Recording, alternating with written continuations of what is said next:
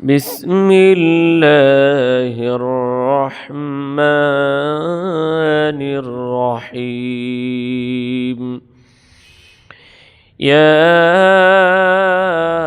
أيها الذين آمنوا كتب عليكم الصيام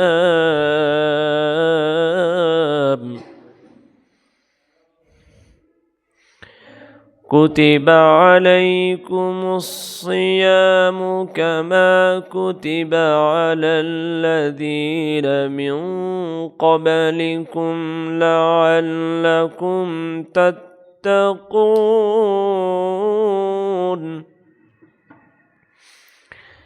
أياما معدودات فمن كان منكم مريضا أو على سفر فعدة من أيام أخر وعلى الذين يطيقونه فدية طعام مسكين فمن تطوع خيرا فهو خير له وأن تصوموا خير لكم إن كنتم تعلمون شهر رمضان الذي أنزل فيه القرآن هدى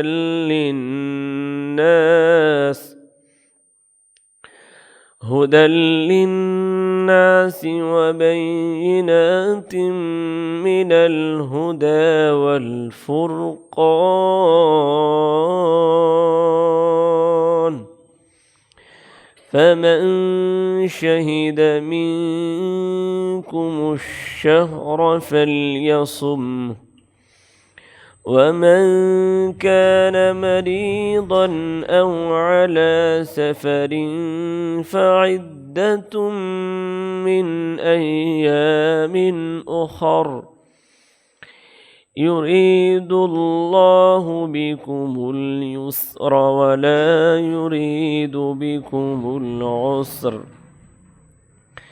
ولتكملوا العدة ولتكبروا الله على ما هداكم ولعلكم تشكرون.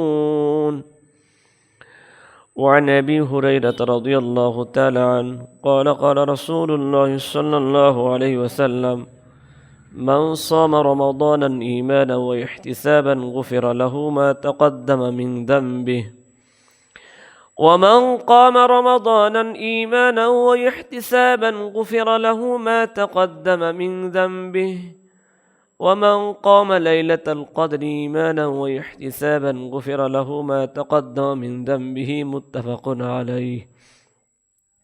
وعن سهل بن سعد رضي الله تعالى عنه قال رسول الله صلى الله عليه وسلم في الجنة 8 أبواب منها باب يسمى الريان لا يدخله إلا الصائمون متفق عليه.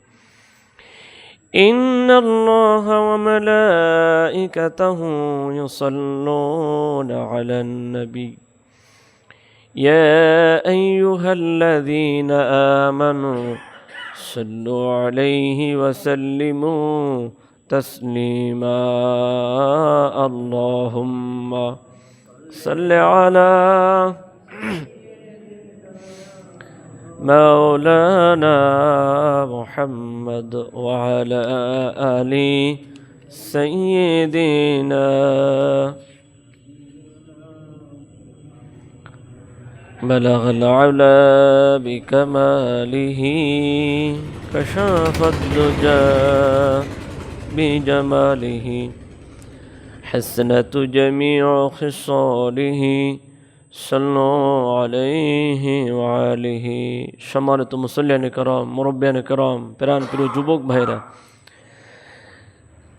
সকলের প্রতি আন্তরিক সালাম। আসসালামু আলাইকুম ওয়া রাহমাতুল্লাহি ওয়া বারাকাতুহু। আল্লাহ তাআলার লাখ কোটি শুকরিয়া আদায় করছি যে মহান আল্লাহ সুবহানাহু ওয়া তাআলা মাহে রমজানের প্রথম দিন, মাহে রমজানের প্রথম জুমা, দ্বিতীয় রোজা, আল্লাহর ঘরে এসে মহাগ্রন্থ আল কোরআনুল কারীম থেকে কিছু কথা বলার, শোনার যে সুযোগ আল্লাহ পাক আমাদেরকে দিলেন, সেই আল্লাহর প্রশংসা করছি। সকলেই বলছি আলহামদুলিল্লাহ।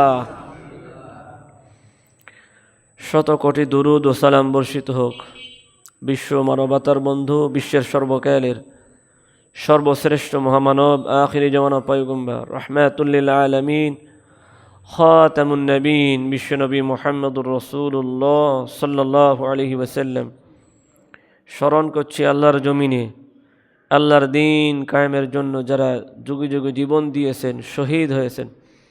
আল্লাহ তাআলা সকল শহীদদেরকে জান্নাতের সর্বোচ্চ মর্যাদা দান করুন, আল্লাহুম্মা আমিন। আমাদের আত্মীয় স্বজনদের মধ্য হতে যারা ঈমান নিয়ে চিরগহীন কবরে পাড়ি দিয়েছেন, আল্লাহ পাক সকল আত্মীয় স্বজনের কবরের আযাব কিয়ামত পর্যন্ত মাফ করুন, জান্নাতবাসী করুন, আল্লাহুম্মা আমিন।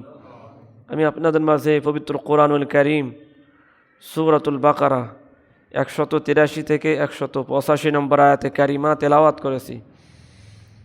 আল্লাহ পাক এই আয়াতগুলোর আলোকে আমরা কিছু কথা শুনব, যে কথাগুলো বলা এবং শোনার মধ্যে ইহকালীন কল্যাণ, পরকালীন মুক্তি আল্লাহ যেন দান করেন, আল্লাহুম্মা আমিন।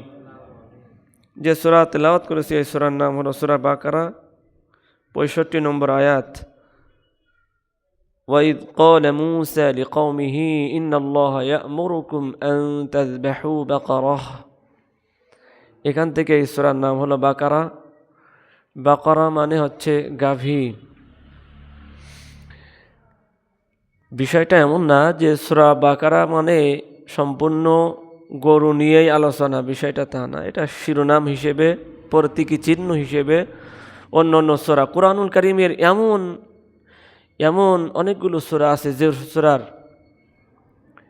বিষয়বস্তুর সাথে সামঞ্জস্য রেখে নামকরণ করা অসম্ভব।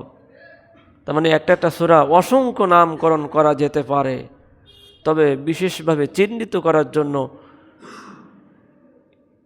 সূরাগুলো একটা একটা চিহ্ন দেওয়া হয়েছে, সেই চিহ্ন হলো সূরা। তো ঠিক তদ্রূপ এই সূরা চিহ্নিত করার জন্য এই সূরার নাম হলো বাকারা। সূরার নাম কি? বাকারা। এই সূরাটিতে 40টি রুকু আছে, 286টি আয়াত আছে। কয়টা আয়াত আছে? 286টি আয়াত।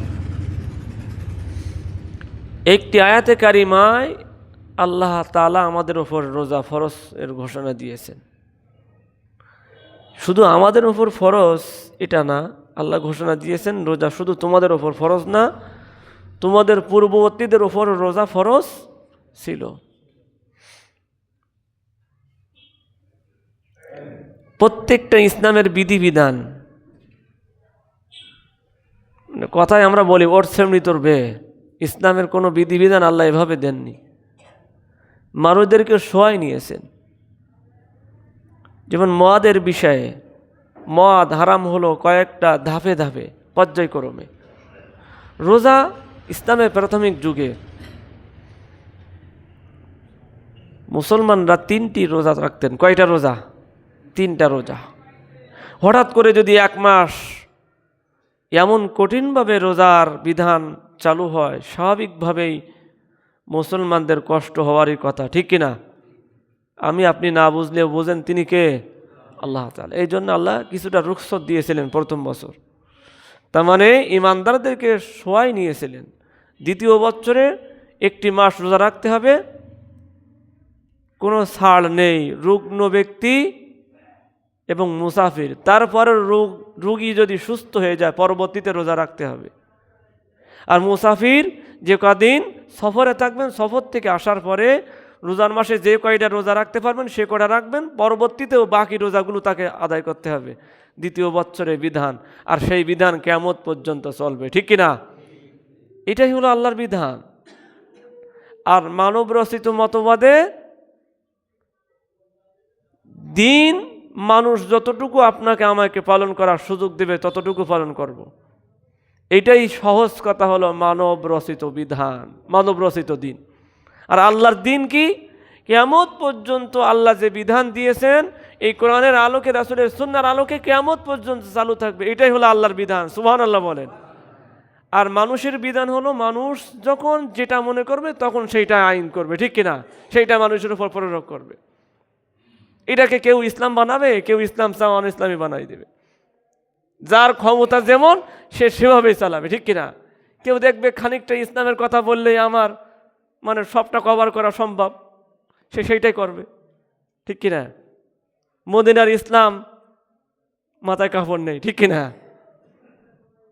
মদিনার ইসলাম যদি হয় সত্যিকার অর্থে, তাহলে এই কোরআন সুন্নাহ অনুযায়ী দেশ চলবে, ঠিক কিনা? কথা বোঝাইতে পারলাম? মদিনার ইসলামে কি চুরির বিধান, হাত কাটার বিধান ছিল কি ছিল না?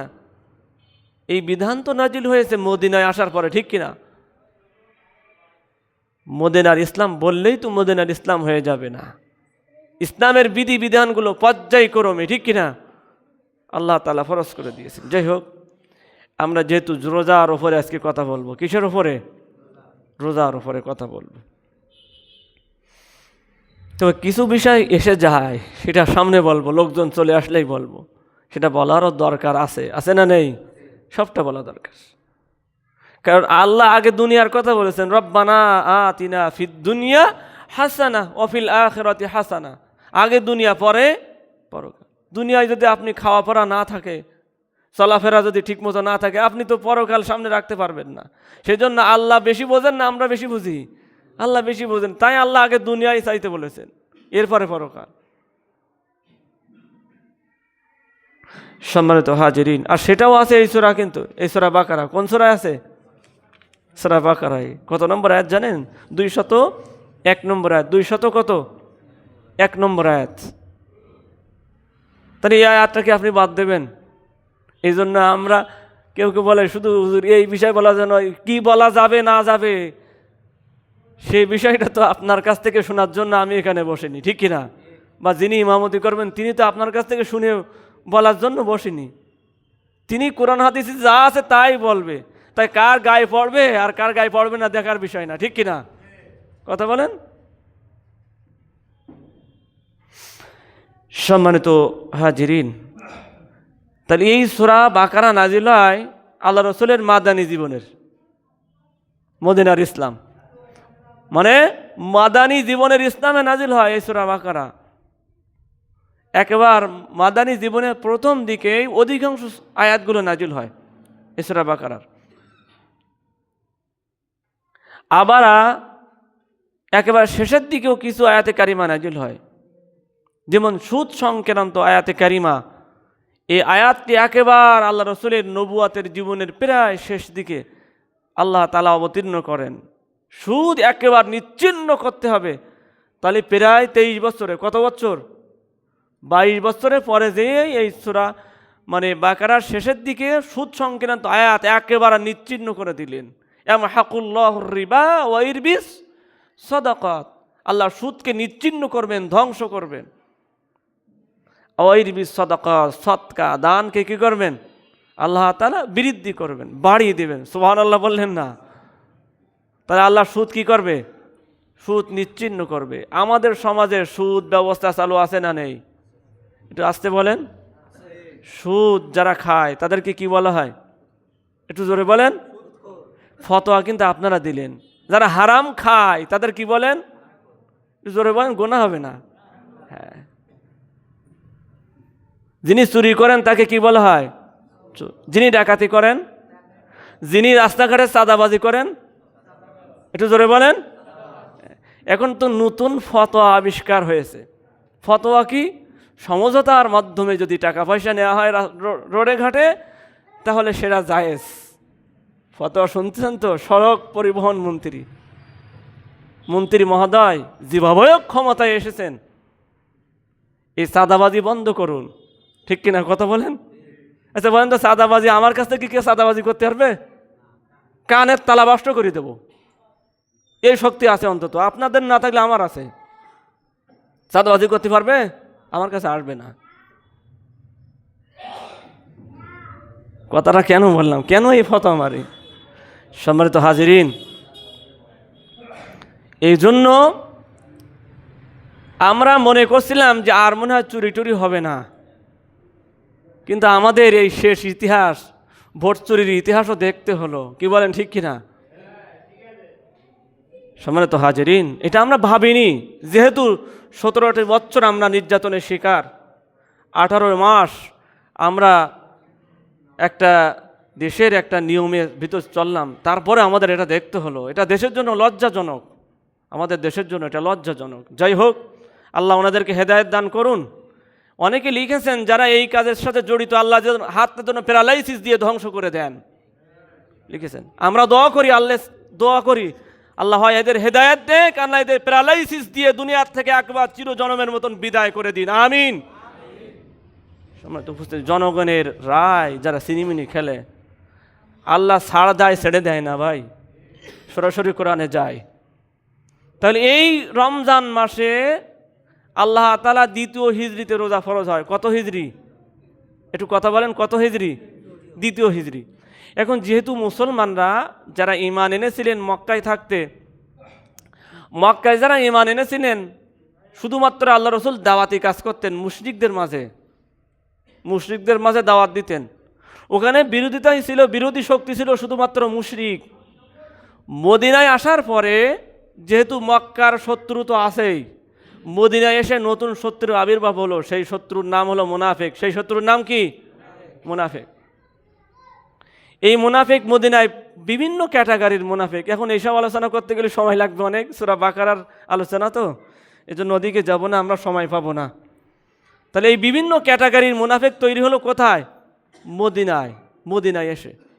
যেহেতু এই সূরার আমি কিছু প্রেক্ষাপট তুলে ধরলাম, তা না হলে বোঝা যাবে না সমাজের আলোকে যে মদিনার ইসলাম কারে বলে, সেটা বোঝা যাবে না। যাই হোক, আল্লাহ রসুল মাদানী জীবনে 2য় হিজরি, তার মানে অধিক 13 বছর, এই 2 বছর, তার মানে 15 বছরে যেই রোজা ফরজ হয়। কত বছর? কোরআন নাজিলের কত বছরে যেই ফরজ হয়? 15 বছরের শুরুর দিকে রোজা ফরজ হয়। এখন রোজা যেহেতু 15 বছর ঈমান যারা আনছেন, হঠাৎ করে 1 মাস রোজা রাখতে হবে, এটা সহজ হবে না কঠিন হবে বলেন তো? কঠিন হবে, স্বাভাবিক। এই জন্য আল্লাহ এই আয়াত 2 নম্বর অর্থাৎ 184 নম্বর আয়াতে আল্লাহ সহজ করে দিলেন। আমরা সরাসরি আলোচনায় যাই। আল্লাহ বলেন, হে ইমানদারগণ, কুতিবা আলাইকুমুস সিয়াম, তোমাদের ওপর রোজা ফরজ করা হয়েছে। কাদের ওপর? তোমরা কারা? একটু কথা বলেন, কাদের ওপর বলেন?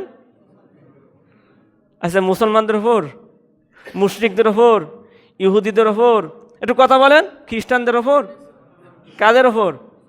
না, মুসলমানদের ওপর না, ইমানদারদের। কাদের ওপর? মুসলমান যদি হয় তার তো আর কিছু লাগে না। যে প্রকৃত মুসলমান সে কারোর বাড়ি দিতে পারে না, ঠিক কিনা? সে চুরি করতে পারে না, সে ছিনতাই করতে পারে না, সে কারোর জমি ফাঁকি দিতে পারে না, ঠিক কিনা?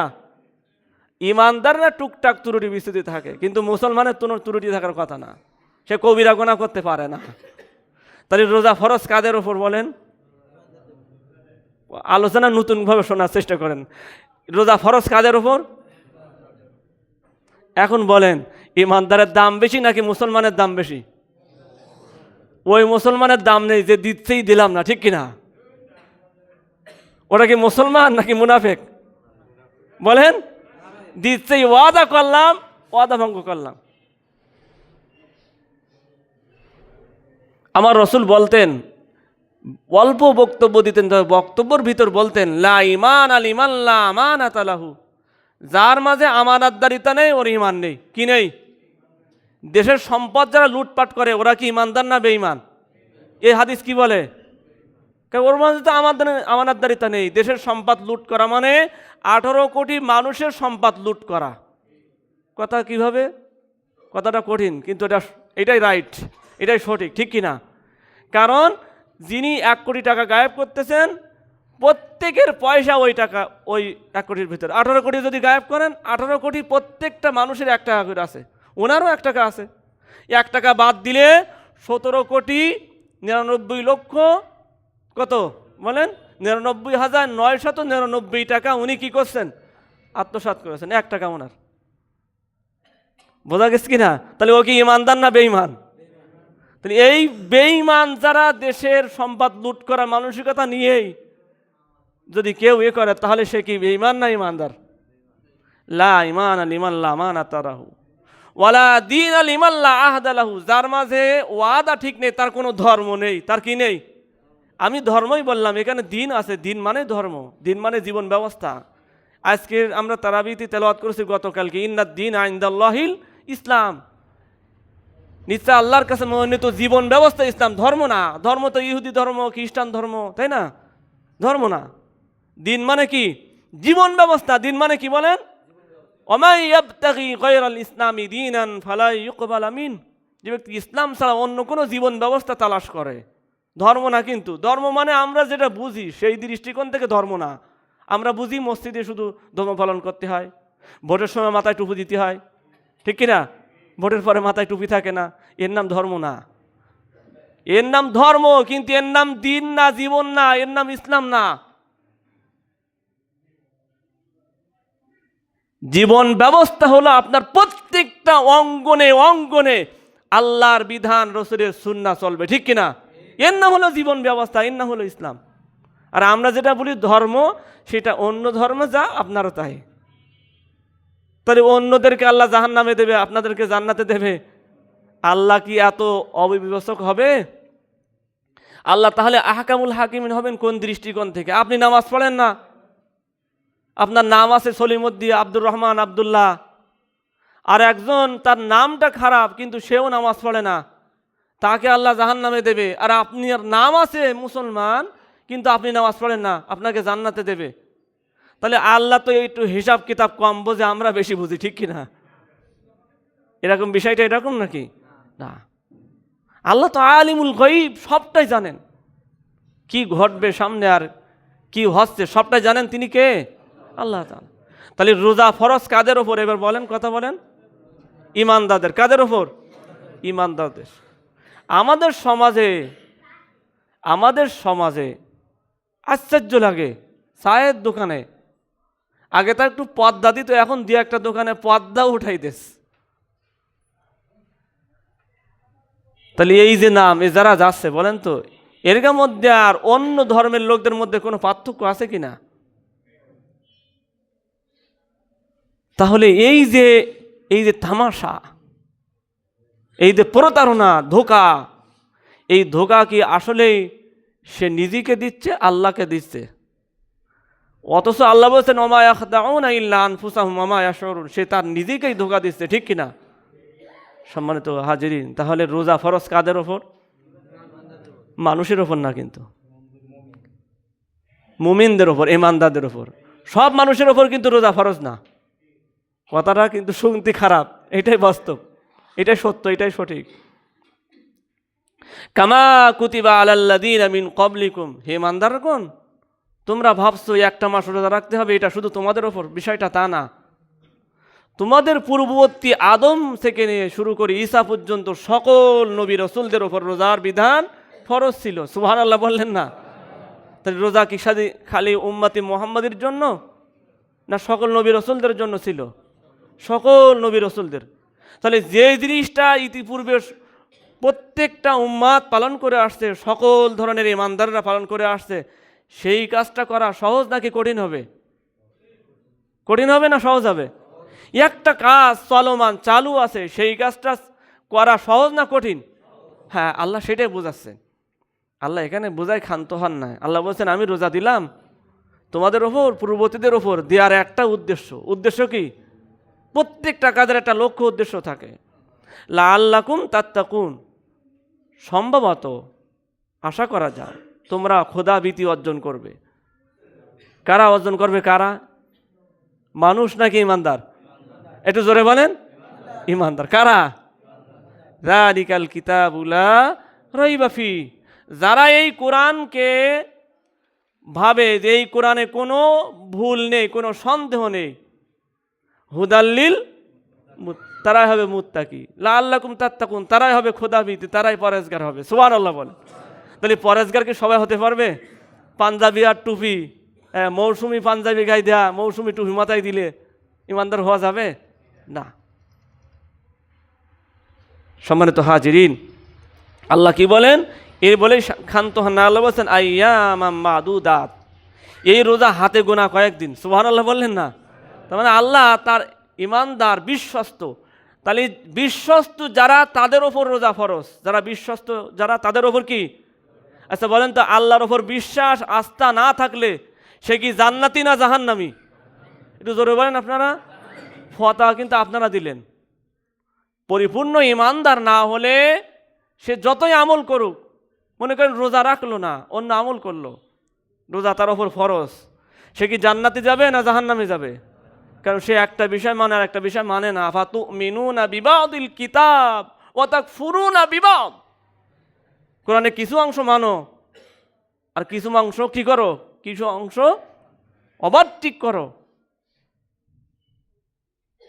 হামা জাযাউ মান ইয়াফআলু যালিকা মিনকুম ইল্লা খিজয়ুন ফিল হায়াতিদ দুনিয়া, আমি আল্লাহ দুনিয়ায় তোমার জন্য লাঞ্ছনাদায়ক শাস্তির ব্যবস্থা করে রেখেছি।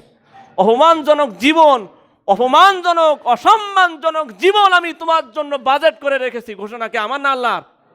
রোজার ক্ষেত্রে মানবেন, নামাজের ক্ষেত্রে মানবেন না, দিনের ক্ষেত্রে মানবে না, তাহলে আপনি আমি কি দুনিয়ায় লাঞ্ছনাকর জীবনের অধিকারী হব না? আল্লাহ তাই, এটাও কিন্তু সূরা বাকারায়। এরপর আল্লাহ কি বলছেন? ওয়ায়াউমাল কিয়ামাতি ইউরাদ্দুনা ইলা শাদ্দিল আযাব, আর কিয়ামতের দিন হবে কঠিন আযাব, কঠিন শাস্তি। এই শাস্তি দেবেন কি আমি নাকি আল্লাহ? কে দেবেন? আল্লাহ। তাহলে রোজার সময় ইফতারি করতে আমরা কম করি না। রোজা যে সমস্ত, বিশেষ করে যুবক ভাইদের বলবো, রোজা এখন থেকে ধরুন, রোজা ছাড়েন না।